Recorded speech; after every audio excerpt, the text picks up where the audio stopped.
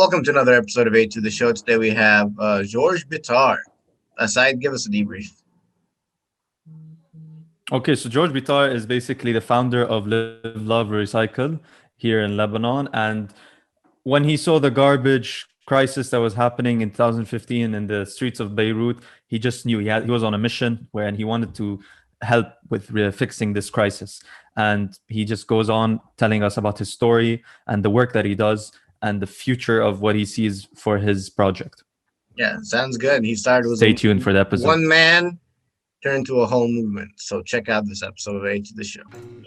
Just like that, another day, another episode. We are episode 309 of A to the Show. 309 309 days. We're now in Lebanon again with George's Bitar. Is that how you say it? Yes. Yes. Right. So, George, Perfect. let the world know who you are and what you do. So, hello, Ali, both Ali and Saeed. I'm George from Beirut, Lebanon. I'm the founder of Live, Love, Recycle. It's a social enterprise that we established in 2015 after the garbage crisis in Beirut. So in 2015, we had a huge garbage crisis. We wanted to recycle, but we encountered two big issues. We didn't know how to sort our waste, and we didn't know where to send them once sorted. Okay. So this is how we got the idea of Live, Love, Recycle. That's pretty All cool. right. And how do you find those? So those are two problems. Yeah. What were the solutions to those? Before we get into those, Ali, can you just describe to us what was the garbage crisis in Beirut for those who didn't know? Because I actually don't know. Yeah. So okay, if you Google, if you Google on Beirut garbage crisis 2015, you will find lots of pictures. I invite you to do it. Our streets were literally flooded with garbage, so you couldn't go out from your home without seeing garbage on the street. I remember I was there. You literally couldn't home because they wanted to pick up the garbage. Literally, so it was just garbage overflowing everywhere. Yep, basically. That's so. This is it, right? This is the garbage. Yes, this is how it looks. The first picture is used to call the snake, the garbage snake of Beirut. The garbage snake of Beirut. Damn. Okay, so how did this happen? What were the events that led to this? Well, it's it's not super difficult to collect the garbage and treat them well. Many countries has a proper way to collect and sort the recyclable. We're not a big country. We're only 6 million persons. Beirut is only 2 million persons, so it could be easily solved. So I would say it's a more political issues and political issue. How? Corruption, political. I don't know if you know Lebanon, but it's we have lots of. I can provide some insight on the matter. Say it, go ahead, Said. Okay, so from what I know, from what I've constantly checked out, is usually these private contractors are the ones who are responsible for most of the services sector in Lebanon. So the government basically gives contracts to private companies to do the work. So for example, So Clean and basically the main and I forgot what's the name of the other company. But these private contractors are the ones who are responsible for cleaning up the garbage in Lebanon. Now, there are some areas where the municipality takes care of it because the private company doesn't reach there. So obviously, there's disputes over the contract. And in 2015, it was only one company. It was a monopoly by one company. They used to collect. And the government obliged all the municipalities to work with them and charge them a huge amount to collect the recyclables. So I heard that someone of you is in the US. The collection of 1 ton is around 75 to 100 tons, while in Lebanon we're paying 300 USD per ton, which is a huge amount considering the salary you can pay in Lebanon and the salary you have to pay in the US. So as I said, it's corruption, bribery, and all this. It's really, if I want to resume it in 2 words, without going into details and all this, I would say this. All right. So it's hard to battle that, right? Because you have the solutions and you have like a plan, but you need people to listen to the plan and put it together. Yes. It needs also financing. Yes, of course. What we ask is everyone to first, we can start by ourselves without going and attacking the government or the politician or putting the blame on someone else. We can start by reducing the amount of waste we're producing. So we are 6 million. Each one of us produce around 1.1 to 2 kilo per day. So imagine per 6 million, what is the quantity? It's huge. If we reduce even 1 gram per 6 million, it's a huge. Oh, all right. So reduce waste. We all always talk about that. What are some practical ways to reduce waste? I think everyone knows tote bag. Everyone knows plastic bottle, reusable bottles. So those are two main things. Plastic bottles canceled. Plastic bags canceled. Get those out of your head. Next. Yeah. You have lots of Ali, things like I know you use plastic bottles. Don't do it. Okay, it's a waste. Let's expose me a little bit, right? Like just a little bit, right? Like, it's a waste. Just use a recyclable one. Yeah, but the thing is, they're more convenient. That's why I like water. to Literally, use them. you know how convenient that was? I just went and grabbed it. Literally, it's right there. My water bottle. I don't know how old are you or if you visited Beirut, but I'm not that old either. 22, and yes, I did. So 20 years ago, if you used to work in the street of Beirut, you used to find lots of water places to fill your bottle with water. Now they all disappeared. In my neighborhood, it was like 3 or 4. There was like 3 or 4 at least, and now they all disappeared. So it was convenient to stop anywhere and collect your bottle and fill your bottle. We all have a phone on us every day. A bottle is the same weight of a phone, even sometimes less. True. But those fountains that you mentioned, where like people could just refill their bottles, back then the water was also clean. Like it was, the government actually invested money in keeping it clean. But now it's, you know, with for example the garbage crisis and other kinds of sewage being into the water lines. We go back to the corruption analysis. Right. Exactly. So you can put a filter or whatever, but there are solutions for it. Mm-hmm. Okay, so in the beginning you said there was 2 things that you had to find a solution for. Yes, so today if I ask you if you know how to sort, is the plastic cup recyclable? Is the paper cup recyclable? I'm pretty sure we will have different, the 4 of us will have different answers. I think they're both recyclable. I think plastic isn't recyclable. Plastic is, but I think there are biodegradable plastics now. That is that not a thing? No, is it? No, maybe. No, I think paper is the way to go. Most of the biodegradable things for me, I think they are like greenwashing. But both of them, just to go back to our question, you saw the 4 of us didn't agree on anything. So True. Both of them are not recyclable. This is a small example. So imagine on a high level, on other item. So we decided to create an application where it tells you directly what can be recycled and what cannot be recycled, instead of going and searching this is recyclable, knowing that it's also changed from city to city, because some countries, some cities have other technology and can recycle things, while we cannot recycle them here in Beirut. So can you please just share with us just for what are the things that you can regularly recycle? Yeah, you can go on our website, loverecycle.com, and you can check them. Better, you can download our application also from our website, also link in the description below, and and download the app.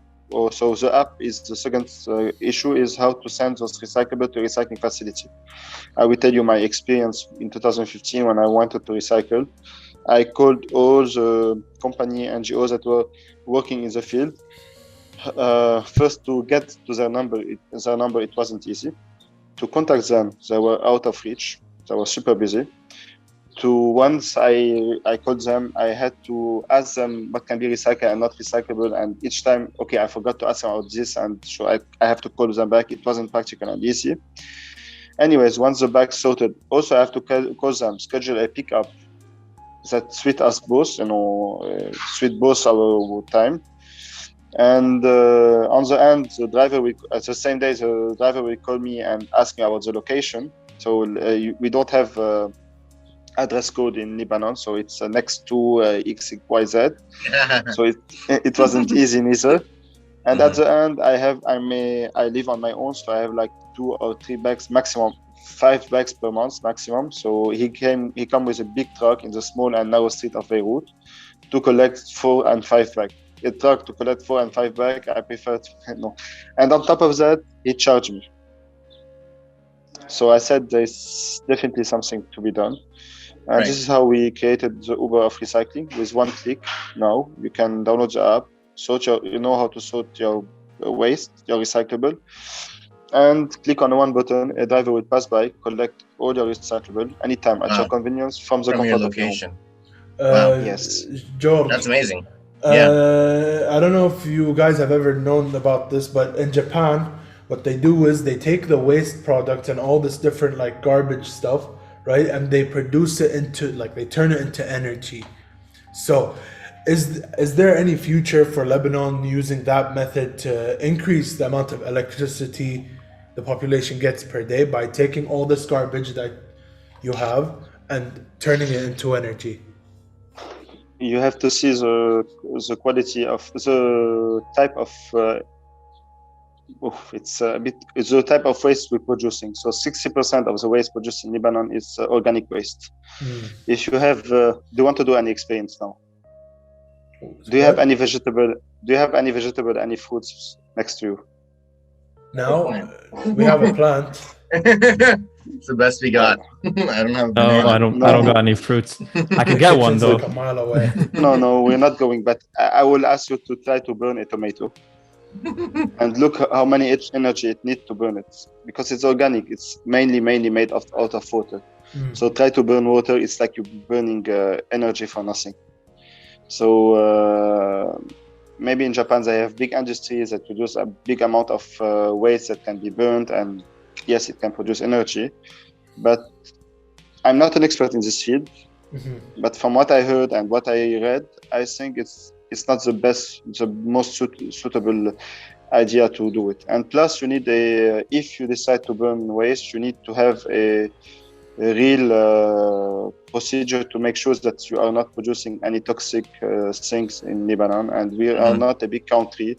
So the nearest, if you go around all Lebanon, you will see we don't have big spaces where we can produce this usine, this factory without polluting any electricity. Yes. I see. But again, I'm not an expert in this field, so No, thank you for that. So what are you doing with recycled items? You get all these recycled items, then what happens to them? So today we're operating in 3 major cities, Beirut and the area around, Matan and Babda, and we're also available in Jounieh and Tripoli. We're collecting from around, we are a community of 30,000 people that are using the application and requesting. We also, through this program, we also created around 436, since we started, 436 jobs for people from vulnerable communities. So you are cleaning your country, but you're also creating jobs for people from the community. And something important, Lebanon,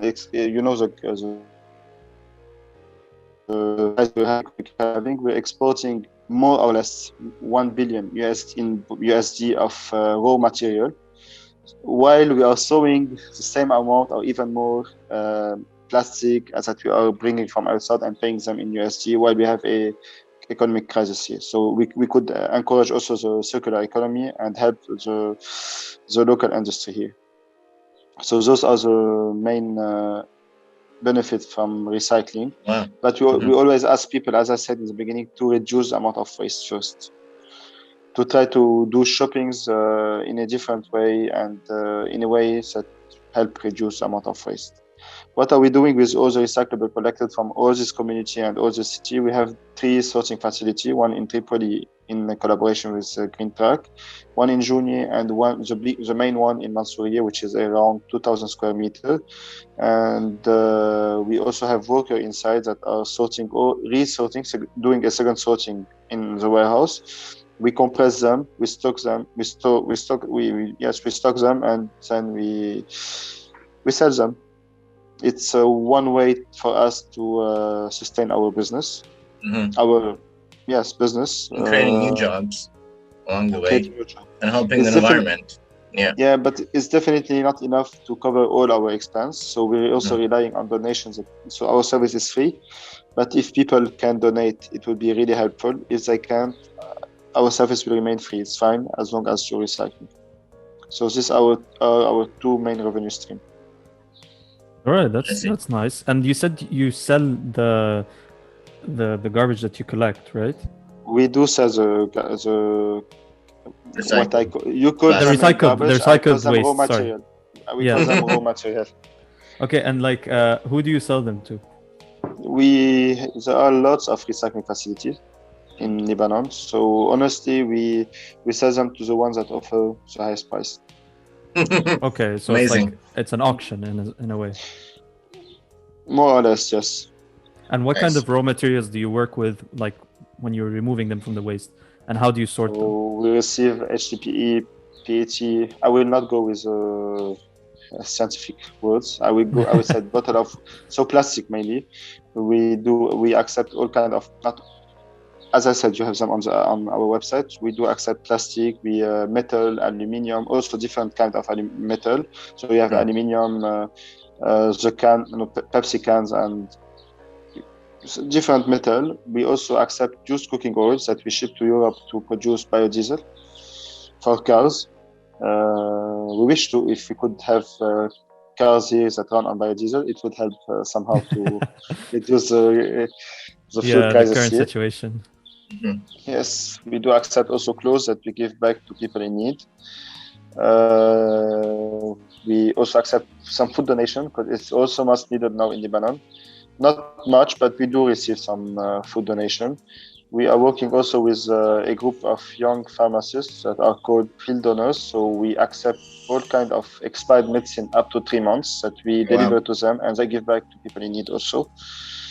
So it's not only about recycling, it's also a way to help our community. Did I miss anything? Of course, paper and cardboard also. We recycle them. Glass, colored and non-colored, we take some. Nylon, all kind of nylon also. Electronics. We do accept also all the electronics. We refurbish what can be refurbished, and the other we send them to a proper center to dispose of them. Right.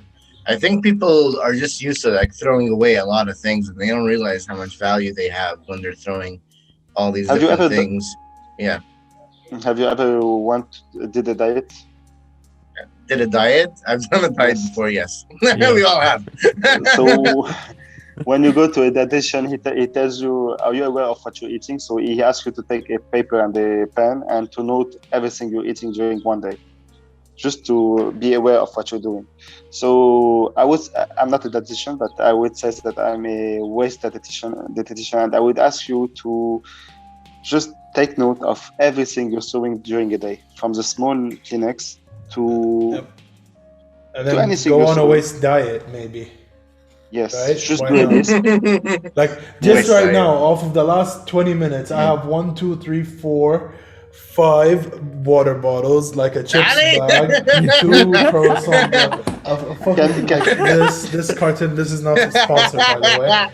What else? Dude, it's crazy. Adi from the podcast. No, Ali's here to be educated about this. I'm here to realize, because in Kuwait we don't have much recycling stuff. We usually landfill everything because we only use 15% of our. And that's why it's the hottest country on the planet right now. Pretty much, yeah. So if you don't want your country to be the hottest country on the planet, don't bury your reuse and recycle, basically. Yeah. Adi, how can we bring Love Recycle to Kuwait? I can tell you. We do have the money to, bring that Japanese thing where they turn waste into electricity, right? And that could help us so much reduce electric bills by whenever we throw out our shit out into the garbage cans and they collect the garbage, they can take it instead of to a landfill where it's toxic to the environment. They can take it to those factories and turn it into electricity. Saidi is also using a bottle plastic. Pepsi. Yes, everyone's using it. It's crazy. Get exposed on the show. Get exposed. Look. I hardly use plastic. I usually, what's it called? maximum per like 2 days, I have this 1 liter of water bottle. Actually, I use it for like the whole week. I don't drink enough water, to be honest. So I hardly use any of that. We also have a gallon, so that's reusing. Yeah, the service that comes. Yeah. So we use our glass cups, and we reuse those. Fancy glass cups. What about you, George? Do you? Sorry. Said, you're joining us for the next workshop that we are providing to institution companies, and this you will be doing this next workshop. Dude, Saido! Do it, man. Stand up for the environment, man. Honestly, stand up for represent A2. Yeah. Wear your A2 Try to shirt. Thunberg yourself for once. No? How dare you not go? Basically. You have destroyed our future. Yeah, honestly. So let me ask you this: the G7, I think the G7 summit happened a few days ago, and what do you think about the events that's going on with the whole world trying to reduce waste and care for the environment? I didn't follow up on it, but I heard that the 7 big countries took some responsibility and are going to finance part of to help other countries in reducing the amount of CO2 they are producing. Right. We've been hearing this a lot. I hope it will be really... Honestly, I didn't follow up a lot. I read very quick on it, but I hope it will be... I hope I read it well and that it will be implemented. I mean, if you want, we can pull it now and read it and discuss a bit about what was being done. If there's any key points, we can discuss it. I want to know what do you throw out, George? Like, do you have any waste yourself? Yeah. Yes, I'm not a zero waste person. I do produce waste, but I try also to reduce my amount of waste I'm producing. So one of the things we're trying to add is one of the features we're trying to add on our application. It's a eco scanner, an eco scanner. So it helps you scan any product you want to buy, and it will tell you the cartridge. So if you're buying a shampoo and it's wrapped with something, so it tell you choose this shampoo instead of this shampoo to reduce the amount of waste you're producing. So we're trying to build this eco scanner that would help people to consume in a better way. I'm not an extremist with go to zero waste, and so something can be convenient. So the things that can be recycled, and definitely like cans, we can use those kind of packaging, but paper and all this, yes, if you can switch on to something else. I believe in science that can help us to change and give us the right products that can be sustainable and all of this. We have brains, and this we can try to create a new way with new technologies that help us sustain our world. Interesting. Right. So here's the G7 summit. It's courtesy, obviously, of BBC News.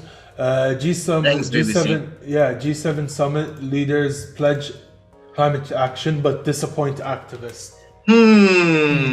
Right? Yeah. So they agreed to step up action on climate change and renew the pledge to raise $100 billion a year to help poor countries cut emissions. So yeah, this is Wait, but what about their emissions? I mean, countries like the UK and most European countries have found a way to reduce their carbon footprint to like way more than considering. What about the? I think they produce more than. Yeah, but what about Russia and China? I think China is very aggressive on like converting everything into electric right now. And so is America right now, from what I understand. I really hope it will. Yeah, I really hope it will happen. Any help it's needed, but as I said in the beginning, it's good to criticize them, and that we can start by acting by ourselves. So I took the example of Lebanon, 6 million persons, but on the scale of a planet, 7 billion or even maybe 8 billion now persons per 1 gram, it can per day it can completely change everything. Right. So yes, those actions are definitely needed from the government. They should take the lead, but each and every one of us can have a contribution for this. So let's not wait for someone to start doing it. Let's start from ourselves. Right. And all of this is obviously to stop climate change. If am I right? Sorry. like all of this, trying to save the environment action is in a sense to stop climate change? To stop climate change, to have a less polluted city, to preserve our environment, our health. So every week, without knowing, we are eating this amount of plastic. Every week, each one of us, without knowing, we're eating this kind of plastic. So no, I do not want to live in a city polluted where breathing. The air is dirty, or just the water is dirty. Unclean. Yes. It's not right. Yes. So I mentioned the climate change concept because there are people who say that if we change our actions, it doesn't really affect climate change that much. Like it doesn't have this, it's not proven that it has an actual impact on climate change. Now I understand the concept of, for example, we don't want to eat polluted food, because like I know, for example, our oceans are very polluted, so the fish just eat plastic all the time, and then we eat that fish. So, and to be honest, I like eating fish, and I don't want to, eat plastic. Fine. But for example, on the topic of climate change, what do you think about those people who say that?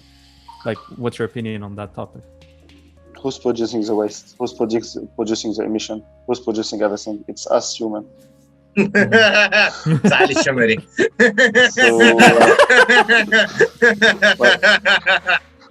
Actually, they are right on one thing. The biggest polluter in the world is cow.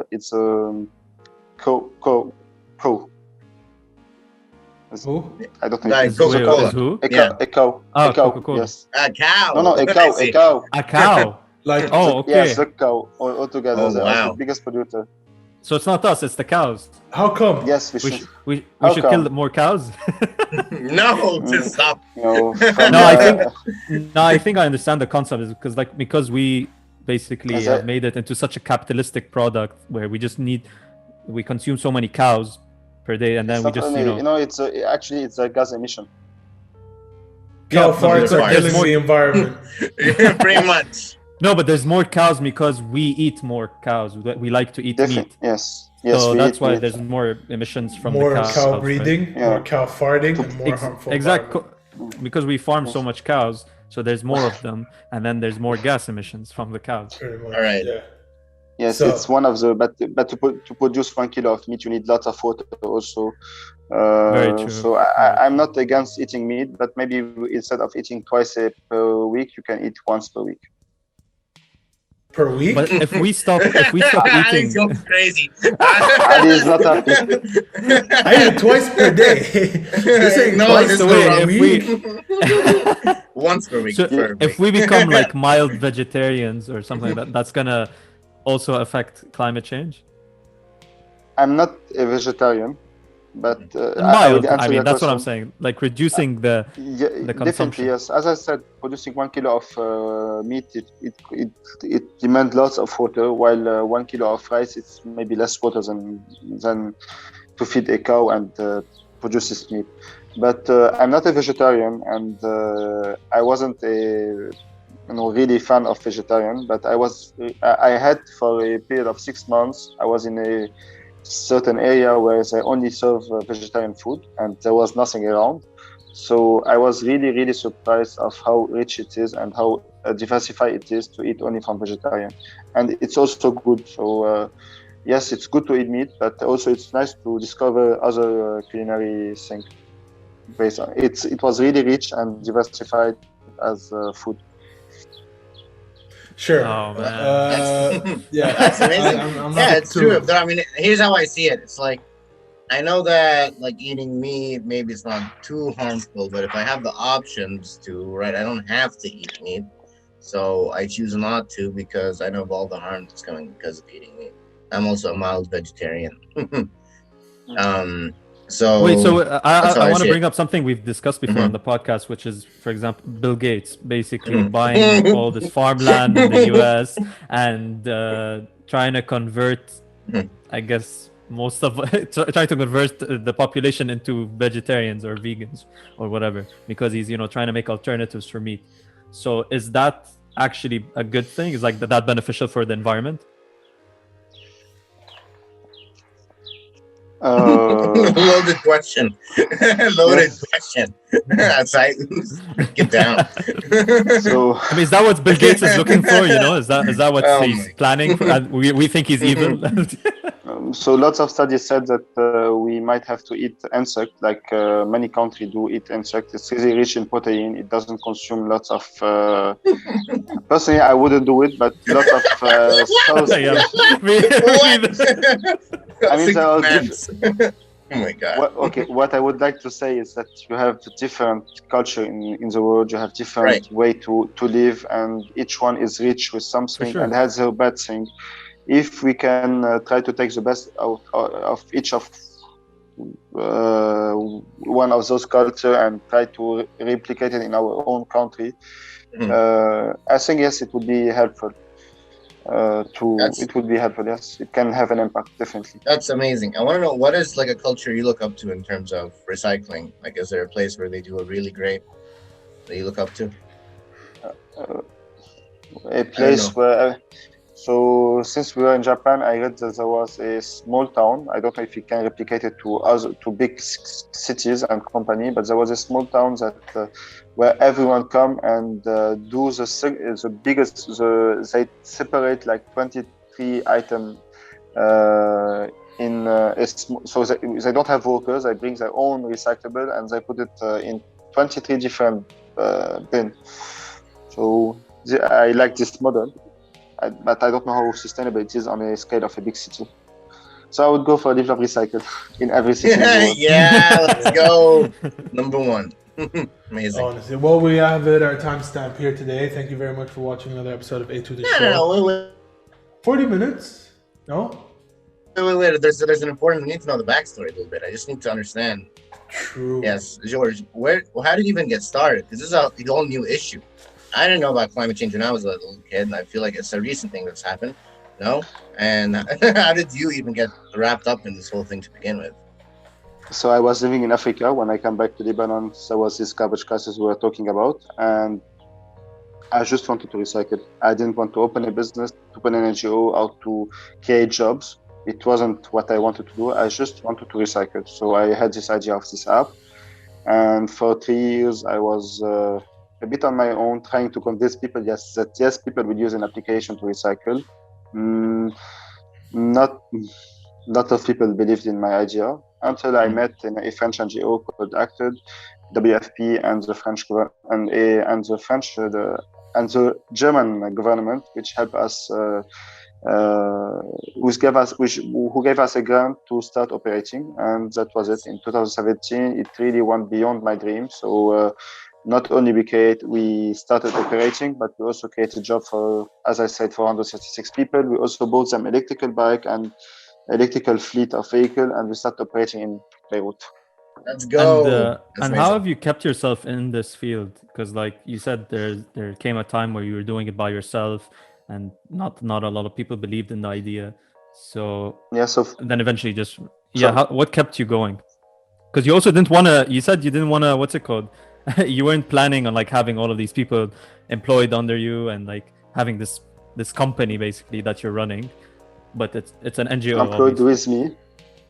Yeah, employed with me, not under me. Okay, sorry, my bad. No, fine. No, yeah, but I believed in the idea. I was, as you heard the story, I said was my experience, my journey with the recycling NGO and company in Lebanon. So I said we should do something out of it. If people want to recycle, you need to provide them with an easy tool. Otherwise, you can pitch to them, go and recycle. But if you don't give them an efficient tool, they will never do it. And I do understand them. In a world where you run every day, it's not easy to take your bag and go and drive to a recycling facility or go on Google and search. So you need an easy tool, and almost everyone have a smartphone today and have applications. So we said, why not? And what is your method of convincing the people to use the app in a sense? One of we criticize the garbage crisis, but having this garbage crisis changed the mentality in Lebanon. So if I go to Europe, and I had the chance to go to Europe to pitch about my idea, people there where like we don't need recycling. We have we are good at recycling. We don't need such a thing. We are recycling. But one of the city I visited in Europe, in a really rich country in Europe, they have the recycling, and it's public figures. The recycling rate was as low as 4%. So Oh, wow. the garbage crisis in Lebanon really, seeing the garbage in the street really changed the mentality in Lebanon. We didn't have to preach. We don't have a budget to put advertising for this, which we had, but we are going at the rate of 15%, almost 15% every month, just by Nice. mouth of word. Nice. That's great. Yeah. It is amazing.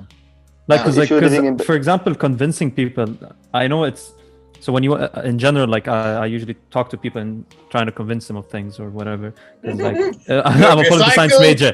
Well, I debate don't a have lot. time to recycle. I have 4 kids, and they're so annoying, and they don't know. I tell them to recycle. They put the plastics and the paper, and Yeah, Yeah, you but just like, gave- exactly. Trying to convince someone to change someone's mind, basically, about, for example, recycling. So It's you not heard an what easy Ali thing. said. You heard what Ali said. He said, "I don't have time." Yeah, Okay, exactly. With us, all you have to do is put all your recyclable in one bag, like you're doing now. Click on one button, and that's it. So if you don't have time, I just make you one time now. Yep. Let's go. That's an easy Easy. one. That's an easy sell. Right. So Amazing.